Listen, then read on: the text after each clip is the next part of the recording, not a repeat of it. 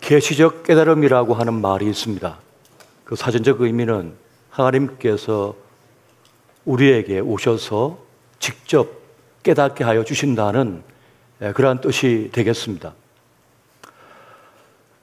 지금 야곱은 깊은 인생의 광야에서 자신의 현실과 인간의 비참함 그리고 하나님 되심을 깨닫고 있습니다.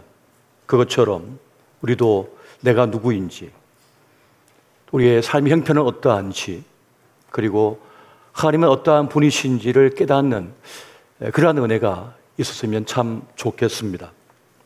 가장 평범한 것 속에 가장 비범한 것이 들어있음을 깨닫는 사람은 지금 나에게 주어진 것을 소중히 여기며 그걸 지켜낼 수 있고 누릴 수 있는 사람이 됩니다. 하지만 그것을 깨닫지 못하면 내 일상의 평범한 속에 있는 비상한 은혜를 소홀히 여겨서 경홀히 여겨서 그걸 잃어버리는 그런 안타까운 일을 만나게 됩니다. 지금 나에게 선물로 주어진 소중한 가족들, 소중한 사람들, 또 소중한 공동체, 내 삶에 평범하지만은 비범한 것들을 깨닫고 지켜내고 누릴 수 있는 주님의 사람들 되시기를 예수 이름으로 축원드립니다. 오늘 본문을 보면 야곱의 인생에 최대의 위기가 찾아옵니다. 그것은 자식의 문제로 인한 위기였습니다. 파산 선고를 해야 할 정도로 극심한 위기 속에 던져지게 되었습니다. 그것이 바로 부모인 것이죠. 부모는 자기 일보다 자식의 문제 때문에 고통을 당하고 아파하는 존재인 것입니다. 외동딸 디나가 도시에 들어갔다가 휘족 속 하몰의 아들 세겜에게 속임을 당하여 끔찍한 일을 당하게 됩니다. 세겜은 이 디나가 좋았는지 자기 아내로 달라고 흥정을 합니다. 원하는 대로 혼수를 값을 지불하겠다고 말하면서 디나를 자신에게 아내로 보내달라는 것이죠. 그렇게 일이 아무 탈 없이 진행될 것 같았지만 디나의 오라버인 시몬과 레위는 그것을 참을 수가 없었습니다. 그래서 보복을 합니다. 할례를 요구하여서 움직일 수 없을 때 그 부족을 찾아가서 남자들을 몰살시킵니다. 이로 인해서 그 지역에 있는 여러 부족들의 이제 미움을 사게 되고 분노를 사게 되어서 그들의 보복의 칼 앞에 놓이는 처지가 됩니다. 악이 악을 낳고 복수가 복수를 낳는 악순환 속에 던져진 야곱은 바람 앞에 선 촛불 같은 존재가 되어버리고 말았습니다. 든든하게 보였습니다. 이만하면 됐다고 여겼습니다. 탄탄하게 여겼던 그의 삶이 한순간에 벼랑 끝에 던져지게 된 것입니다. 그렇게 파멸의 순간에 처하게 되었습니다. 사실 어떤 만남은 우리의 삶을 파멸시킬 수 있습니다. 한순간에 지옥으로 만들 수도 있는 겁니다. 잘 살아왔어도, 괜찮았어도, 이만하면 됐다고 여겼어도 어떤 만남은 우리의 삶을 예상치 못한 방향으로 끌어갈 수 있는 겁니다. 사람은 존귀합니다. 누구나. 그러나 사람은 다 같지 않습니다. 수준이 틀립니다. 어떠한 결정적인 순간에 사람의 본색이 드러나게 됩니다. 평소에는 교양 있고 괜찮아 보였고 좋은 말을 했지만은 어떤 이해 득실이나 어떤 위기 상황이나 어떠한 문제에 던져졌을 때 그 사람의 진면목이 드러나게 되는 것입니다. 자기는 딸 디나를 아내로 달라고 야곱에게 그렇게 하소연하고 있지만 언제 또 남자의 마음이 돌변할지 모르는 것입니다. 오늘 본문에도 나타나 있는 것처럼 결혼하면 그들의 부족이 이곳에 남을 것이고 그럼 그들의 모든 양떼와 소떼가 우리 것이 될 것이 아니냐라고 말하고 있는 이 장면을 보면 다 나름의 노림수가 있는 겁니다. 더 중요한 것은 여성의 인권이, 삶이 그저 한 남자의 욕망에 의하여 그렇게 좌우될 수 있는 것입니까? 행복할까요? 오빠들은 그것을 참을 수가 없는 겁니다. 그래서 동생을 찾아와 버립니다.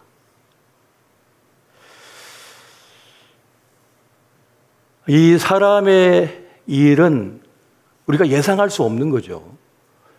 전혀 예상할 수 없는 것이 우리 인생사인 것입니다. 이 아리따운 딸 디나가 그 화려한 도시를 바라보면서 그곳 살고 있는 자기 또래의 여자아이들을 보고 싶어서 그저 그 도시에 들어간 것 뿐인데 그곳에서 속임수에 걸려서 끔찍한 일을 당하고 한순간에 그의 인생은 지옥을 맛보게 되었습니다. 그의 젊음과 그의 미래는 한순간에 엉망진창이 되어버리고 만 것입니다. 낭떠러지도 던져지고 만 거예요.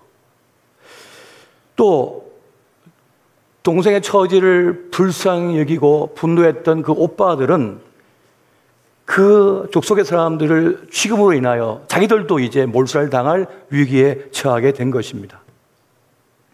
그렇게 우리는 내가 좋아하는 것, 내가 자랑스러워하는 것, 괜찮다고 여긴 그러한 일들을 하면서도 자기도 모르게 자기 일생을 망쳐버릴 수도 있는 겁니다.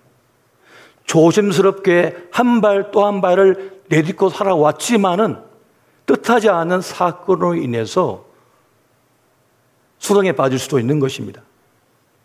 그렇게 손 쓸 수 없는 상황 속에 던져진 야곱, 그 야곱은 깊은 고뇌, 고통 속에 던져지게 됩니다. 그렇게 우리는 내 삶의 결과물로 인하여 고통받을 때가 참 많습니다. 맞서 싸워야 할까? 용서를 구해야 할까? 어떤 길을 선택해야 살 수 있을까? 전혀 대안이 보이지 않습니다. 아무리 생각해 보아도 길을 뚜렷하게 볼 수가 없는 거예요. 그때 우리는 어떻게 해야 될까요?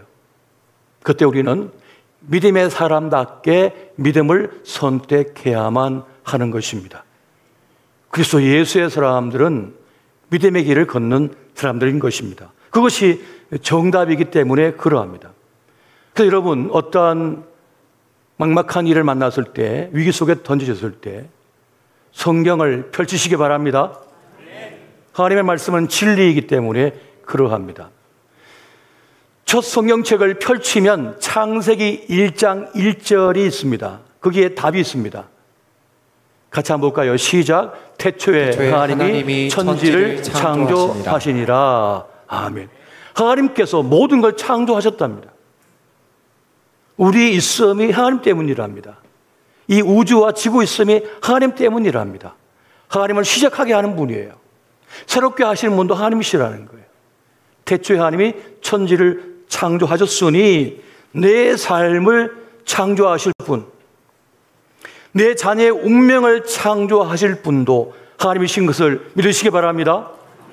여러분, 모든 것을 창조하신 하나님은 모든 걸 성취하시는 또한 분이십니다. 처음과 끝을 이루시는 분이십니다. 다시 말하면 모든 걸 성취하는 분이시라는 거죠. 요한계시록 22장 13절 말씀 같이 한번 보겠습니다. 시작. 나는 알파와 오메가요, 처음과 마지막이요, 시작과 마침이라. 아멘. 시작하신 분도 하나님이시요, 성취하는 분도 하나님이시다는 것을 지금 말씀하는 겁니다. 위기 속에 있던 야곱에게 하나님이 찾아오십니다. 하나님께서 오셨습니다. 그리고 야곱에게 답을 주고 계신 것입니다. 하나님은 어떤 분이십니까? 내가 망쳐놓은 것을 다시 고쳐주시고 회복시켜주시는 분. 그래서 하나님은 우리의 구원자가 되시는 것입니다. 최악의 상황에서, 최고의 선을 이끌어낼 수 있는 분이 누구시냐? 바로 하나님이시라는 것입니다. 하나님께서 야곱에게 이렇게 말씀하시죠. 창세기 35장 1절 말씀 우리 같이 보겠습니다. 시작. 하나님이 야곱에게 이르시되 일어나 베델로 올라가서 거기 거주하며 내가 네 형 에서의 낯을 피하여 도마하던 때에 내게 나타났던 하나님께 거기서 제단을 쌓으라 하신지라. 아멘. 삶과 죽음의 경계에서 제단을 쌓으라, 단을 쌓으라 라고 말씀하고 있습니다. 무슨 뜻입니까? 내 운명이 그들에게 달린 것이 아니라 너 자신에게 달려있는 것이 아니라 하나님께 달려있다고 하는 것을 말씀해 주시는 장면이 되고 있다는 것입니다. 내가 가진 재물이나 내가 가진 지식이나 나의 경험이나 사람들이 아니라 내 운명을 지키고 살릴 분은 하나님밖에 없다는 것을 지금 말씀하는 장면인 것입니다. 우리도 살다가 위기의 순간을 만날 때가 있습니다. 그때 나를 살려낼 것 같은 것들이 참 많이 있어요. 대안이 참 많아 보입니다. 하지만 나를 구원할 것은 그런 대안들이 아니라 오직 하나님밖에 없음을 믿으시기 바랍니다. 야곱은 지금 이걸 철저하게 경험하고 있습니다. 살다 보면 인생 지진을 만날 때가 있습니다. 그때는 왜 이런 일이 일어났는가 따지면 안 됩니다. 따질 새가 없습니다. 지금 지진이 났는데 왜 일어났을까 하고 따질 새가 어디 있습니까? 그때는 지금 내가 해야 할 일은 무엇인가를 생각하는 겁니다. 지금 당장 난 무엇을 해야 하는가? 하나님께서 야곱에게 답을 주고 있는 것입니다. 베델로 올라가 단을 쌓아라. 네가 에서를 피하여 도망가다가 돌 베개를 베고 잘 때에 그 꿈에 하늘사락다리가 하늘에서 내려와서 천사가 오르락내리락 하는 것을 보았을 때 네가 여기가 하나님의 집 베델이구나 하면서 돌 위에 돌을 올리고 기름을 부어서 단을 쌓아 예배를 드리지 않았느냐, 그리고 나와 언약을 맺지 않았느냐, 바로 그 자리로 돌아가라. 그리고 그곳에서 단을 쌓아 예배를 드리라고 말씀하고 있는 것입니다. 가스펠송 중에 어떤 상황에도 나는 예배하네라고 하는 찬양이 있습니다. 여러분, 그 찬양은 그냥 나온 것이 아닙니다. 성경에 있는 말씀, 메시지, 그걸 그대로 받아 적은 거예요. 어떤 상황에서, 어떤 문제 앞에서도 나는 예배하는 자가 되어야 한다는 것을 말씀해 주고 있는 것입니다. 다윗은 하나님의 진도 앞에서 모든 것을 이를 처지에 놓여졌습니다. 그런데 그 오르난 타작마당에서 하나님의 천사가 칼을 들고 서 있는 거예요. 그리고 그 자리에서 하나님의 임재와 말씀이 있는 것을 보면서 큰 값을 지불하고 그 오르난의 타작마당을 매입합니다. 그리고 그곳에서 제단을 세워서 하나님께 예배를 드리죠. 그랬더니 하나님의 진노가 멈췄습니다. 그곳이 성전이 되었고 그곳이 예수 그리스도가 나중에 십자가에 달리신 그 자리가 된 거예요. 그래서 지금도 저 팔레스타인에서 그걸 놓고 싸우고 있는 거 아닙니까? 여러분, 하나님의 진노가 그치고 하나님의 평화가 임하는 임재가 예배에 있음을 믿으시기 바랍니다. 예배가 무슨 상관인가? 돈이 문제지. 예배가 무슨 상관인가? 지식이 문제지. 사람이 중요한 거지 라고 생각할 수 있습니다. 내 인생, 내 삶의 길에 예배가 무슨 상관이냐고 따지는 분들이 있을 수가 있겠습니다. 머리만 좋으면 되는데, 다 되는데 무슨 예배인가? 재물만 있으면 되는데 예배가 무슨 상관인가? 얼굴만 예쁘면 되는데 예배가 무슨 상관인가? 권력만 있으면 다 되는데 예배가 무슨 상관인가? 건강만 있으면 다 되는데 예배가 무슨 상관인가라고 말씀하는 분이 있을지도 모르겠습니다. 사실 많은 사람들은 착각을 하며 삽니다. 지금의 성공이 내 능력이 출중해서 다 된 것이라고 착각을 해요. 인생을 살다가 나실과 시시리스로 잘 들어만져가지고 이루어진 일이 많거든요. 하나님의 크신 은혜와 주변에 돕는 사람들의 손길과 그리고 나의 노력이 결부되어져서 이루어진 성공이거든요. 그런데 내가 잘나서 내 능력으로 다 된 거라고 착각하며 오만에 빠질 때가 많이 있습니다. 그래서 모든 일이 잘 풀릴 때가 제일 위험한 때거든요. 그때가 제일 위험해요. 왜냐하면 하나님을 잊어버리고 도움을 준 사람들을 잊어버리거든요. 오직 내가 잘나서 했다고 생각하는 거예요. 그때가 가장 큰 위기가 되는 것입니다. 하나님께서는 야곱에게 베델로 올라가 단을 쌓으라 라고 하시며 답을 주고 계십니다.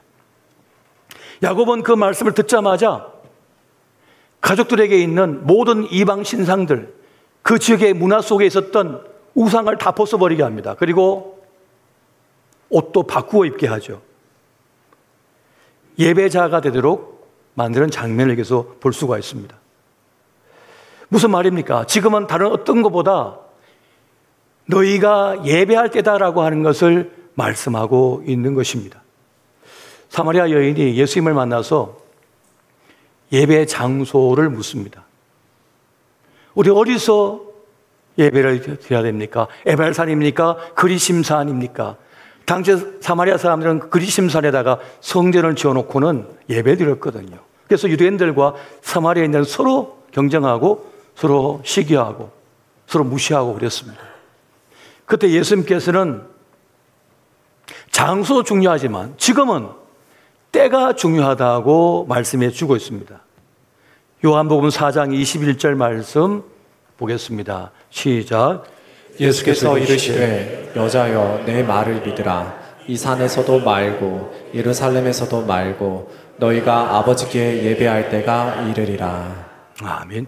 너희가 아버지께 예배할 때가 이르리라. 삶과 죽음의 경계에서 단을 쌓으라고 말씀하시죠. 예배할 때가 이를 것이다 라고 말씀해 주고 있는 것입니다. 예배에서 장소 중요합니다. 그래서 베델로 올라가라고 하신 거죠. 근데 더 중요한 건 뭐냐? 때가 중요하다는 거예요. 예배 때가 있다는 것입니다. 때를 나타내는 호라라고 하는 헬라어가 있는데 이건 자연의 흐름에 따른 시간이기도 하지만 어떤 때는 결정적인 시간을 말할 때가 있습니다. 예배할 결정적인 순간이 있다는 거예요. 예배에 드릴 결정적인 시간이, 때가 있다는 것을 말씀해 주고 있는 것입니다. 예배는 무엇입니까? 하나님의 임재, 하나님의 귀한 구원, 나를 살리는 말씀을 결정적으로 만나는 시간이 되는 겁니다. 바로 예배의 시간인 것입니다. 예배의 순간이 되고 있는 거예요. 예배는 하나님이 인간을 위해 일하시는 시간이라고 말씀드릴 수가 있습니다. 예배의 정의를 할 때 예배는 오로지 우리가 올려드리는 것이다 라고만 생각을 하고 있지만 성경에 말하고 있는 바는 그걸 넘어서는 것입니다.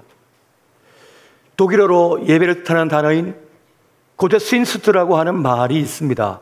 하나님이라는 뜻의 고트라고 하는 이 말과 섬기다라고 말을 가진 디넨이라고 하는 이 말이 결합되어진 것인데 하나님을 섬기는 것이 예배이고 또한 죄인들을 위하여, 인간들을 위하여 하나님께서 일하시는 그 시간, 자리가 바로 예배의 시간이고 자리가 된다는 것을 말씀하고 있다는 겁니다.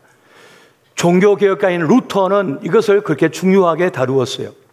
이렇게 말합니다. 예배란 은총의 수단의 말씀과 성례전을 통해 하나님께서 죄인을 위해 일하시는 것으로 출발하여 인간의 그 은총의 기도와 찬송과 감사로 반응하는 상호 소통의 과정이다라고 말을 합니다. 예배는 말씀과 성례전을 통해 하나님께서 죄인들을 위하여 일하시는 사건이 되고 있다는 것입니다. 그래서 여러분, 하나님의 임재는 모든 구원의 사건이 되고 있는 것입니다.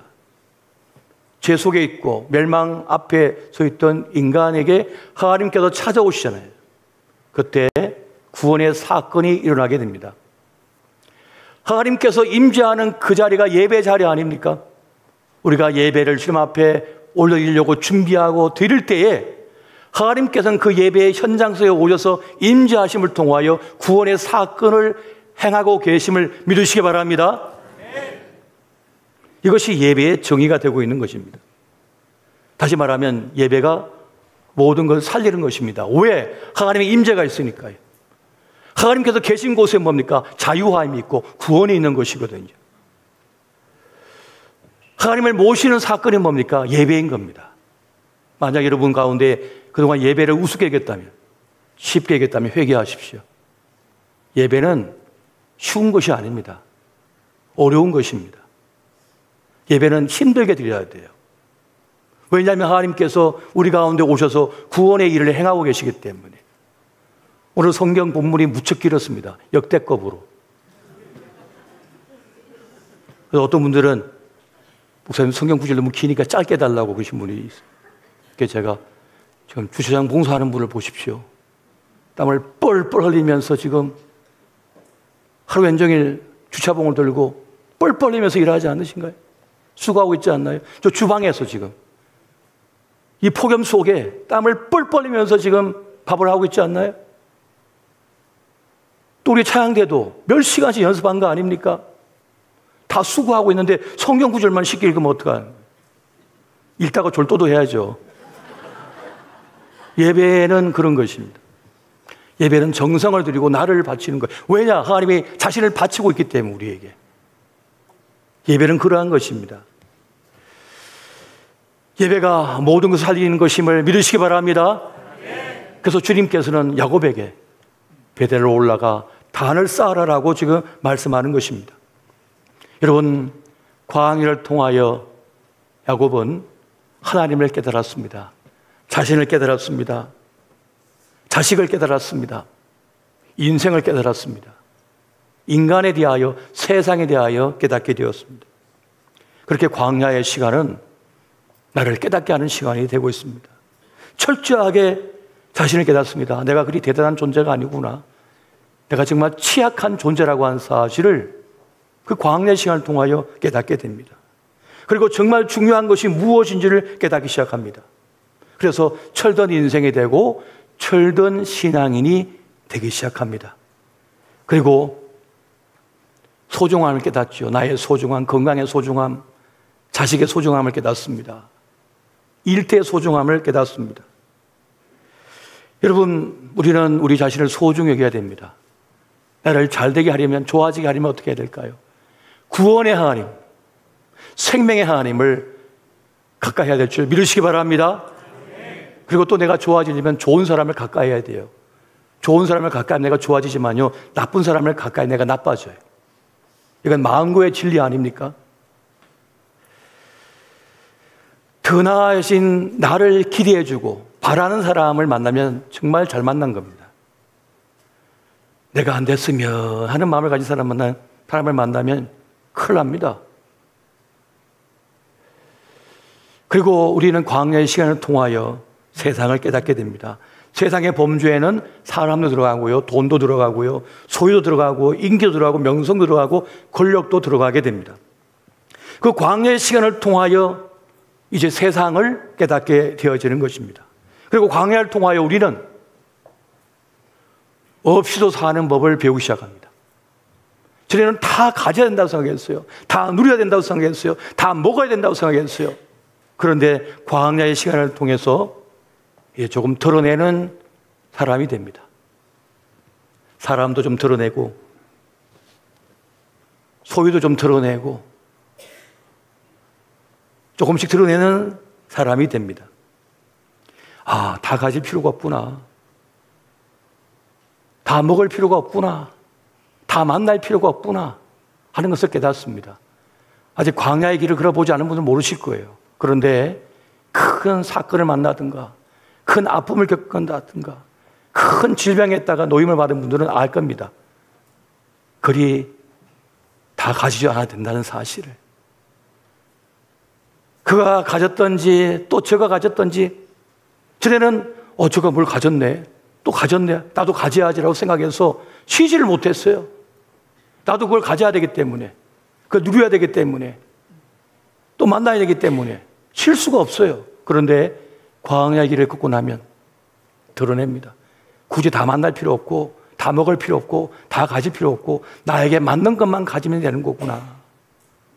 정말 있어야 될 것만 있으면 되는 거구나 하는 것을 깨닫게 되는 것입니다. 그래서 광야를 거친 사람은 삶의 방식이 단순해집니다. 그리고 분명해집니다. 왜냐하면 선명하게 보이거든요. 제대로 보이거든요. 그리고 광야의 시간을 통하여 우리는 나그네의 힘을 깨닫습니다. 내가 지금 순례의 길을 걷고 있는 것이구나. 우리는 나그네 인생이기 때문에 말뚝을 이 세상에 너무 깊이 박아놓으면 안 됩니다. 야야, 이제 그만 들어와서 저녁 먹어라. 그러면 딱지치기 하든가, 줄넘기 하든가, 공기놀이 하든가, 구슬치기 하든가 다 놓고 그냥 엄마 품으로 가야 됩니다. 그렇게 가는 것이 우리 인생인 거죠. 이 세상은 영원하지 않습니다. 다 두고 가야 되는 겁니다. 그리고 광야는 하나님을 깨닫게 합니다. 멀리 보였던 하나님, 나와 상관이 없어 보였던 하나님. 근데 광야의 시간을 통하여 말씀이 들려오기 시작합니다. 그래는 성경 한 장도 읽기가 힘들었어요. 근데 어느 순간 성경이 막 읽어지기 시작하는 거예요. 말씀이 막 들려오기 시작하는 거예요. 내 귀에 들려오기 시작하는 거예요. 기도가 달라지기 시작하는 거예요. 전에는 누구 들을까 싶어갖고 기도도 예쁘게 하려고 노력을 많이 했고, 기도가 잘 안 돼서 사람들이 의식돼가지고, 그래 광야 시간에 던져지게 되면 기도가 달라져 버립니다. 내 자식이 죽게 생겼는데, 내 집안이 망하게 생겼는데, 내가 병이 들어 죽게 생겼는데, 사람들의 말이 안 들려오기 시작합니다. 우리 하나님 말씀이 들려오고 하나님 앞에 내가 단독자로 서게 되는 거예요. 하나님을 직면하게 되는 거예요. 주님께서 내 앞에 앉아 계신 것처럼 느껴지기 시작하는 거예요. 기도가 다릅니다. 찬송이 달라집니다. 예배의 자세가 달라집니다. 예배를 향하여 나오는 걸음이 달라집니다. 예배를 위하여 준비하고 옷을 입을 때부터 달라집니다. 벌써 나는 하나님을 만나러 가는 것이다, 하나님 앞에 거룩한 성사를 올려드리러 가는 것이다 라고 하는 마음 자세가 되기 때문에 예배를 향하여 나오는 걸음이 달라지는 거예요. 완전 달라집니다. 여러분, 광야의 시간을 거치면서 우리는 철저히 혼자가 됩니다. 사람도 떠나가고 돈도 떠나가고 건강도 떠나가고 다 떠나갑니다. 홀로 남게 됩니다. 야복나루에 있는 야곱처럼. 그리고 찾아오신 하나님을 만나게 되죠. 여러분, 어느 사이 눈을 떠보니까 여러분 홀로 해변가를 거닐고 있을 수 있습니다. 그 너무 두려워하지 마십시오. 요단강을 걷는 겁니다. 혼자 요단강을 건너고 있는 거예요. 그리고 하나님께서, 주님께서 이리 오라고 나를 맞이하시는 거예요. 죽었습니다. 이제 주님을 만난 거예요. 광야는 하나님을 진정으로 만나는 사람이 되게 만듭니다. 주님을 향하게 됩니다. 그 시선이, 그 삶이 주님을 향하게 됩니다. 멀게만 느껴졌던 주님이 바로 앞에 있다고 하는 사실을 깨닫게 되는 사건이 바로 광야의 시간인 것입니다. 하나님께서는 광야의 시간, 그 자리에서 우리 인생을 새롭게 빚어내십니다. 새로운 인생의 출발점을 가지게 만드셔요. 그 광야에서 주님 우리를 치유하십니다. 우리를 만지십니다. 우리를 새롭게 하시는 거예요. 그렇게 나를 새롭게 치유하고 태어나게 하는 곳이 뭡니까? 바로 광야가 되는 것입니다. 그래서 광야는 때로 축복이 된다고 말씀하는 거예요. 광야는 여러분 죽을 것은 죽습니다. 살 것은 살려내는 곳이 됩니다. 떠날 것은 떠나게 만듭니다. 남을 것은 남게 만듭니다. 그래서 여러분이 큰 고난과 역경 속에 광야의 길을 지날 동안에 떨어져 나갈 사람 다 떠나지 않습니까? 남을 친구로 남지 않습니까? 내가 잘 나갈 때는 늘 있었죠, 사람들이. 그러나 광야의 길에 던져지면, 퇴직하고 나면, 병들고 나면 전화가 걸려오지 않습니다. 찾아온 사람도 없습니다. 남을 사람 남고 떠날 사람 떠나는 겁니다. 진짜만 남는 거예요. 내 광야는 나를 새롭게 하는 시간, 진짜가 되게 하는 시간, 나를 바꾸는 시간, 주님을 깊이 만나고 주님과 동행하는 시간이 됩니다.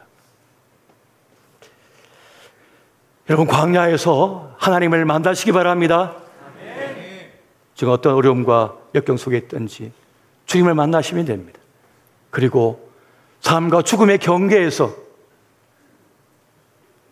단을 쌓으라 라고 말씀하셨던 것처럼 주님 앞에 예배를 드리십시오. 가정에서 드리시든 직장에 드리시든 그 예배의 시간이 있는 거예요. 때가 있는 거예요. 결정적인 순간이 있는 거예요. 베델로 올라가 단을 쌓으라라고 말씀하셨던 것처럼 그 결정적인 순간에 주님 앞에 단독자로 서서 예배함으로 광야를 이기고 치유받고 변화되고 세계를 열어가시는 저와 여러분 되시기를 예수 이름으로 축원드립니다.